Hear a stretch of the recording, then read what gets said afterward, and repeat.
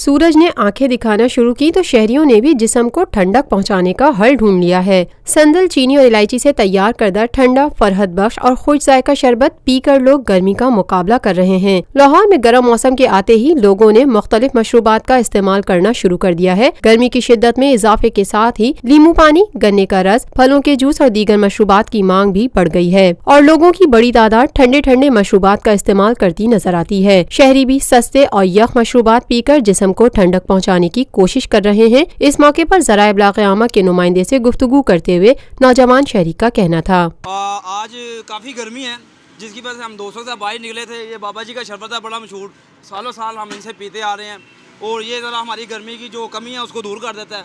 तो इसकी वजह से हम बाबा जी से शरबत पीने आते हैं, लिहाजा ये शरबत पी के दिल को भी सुकून मिलता है और गर्मी की भी ज़रा जो कमी है वो हो जाती है। एक शहरी ज़ैनुल आबिदीन का कहना था, शदीद गर्मी के मौसम में यहाँ पर बाबा जी का ये शरबत का कॉर्नर है जहाँ पर साल से हम शरबत पीते आ रहे हैं और ये इसकी लज़्ज़त ऐसी है कि ये यकीनी तौर के ऊपर आपकी जो गर्मी की शिद्दत है उसको कमी का बाइस बनता है।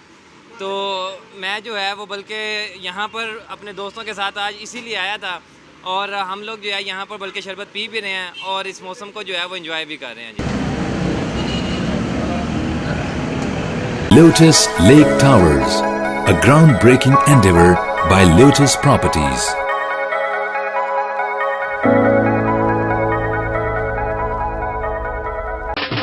देसी खानों के मतवाले हो जाए तैयार। पाकिस्तान का सबसे बड़ा बुफे वीकेंड आ गया है।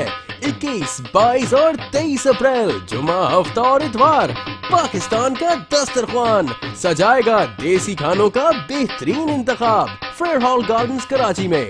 जो चाहो जितना चाहो खाओ। #PKDKHI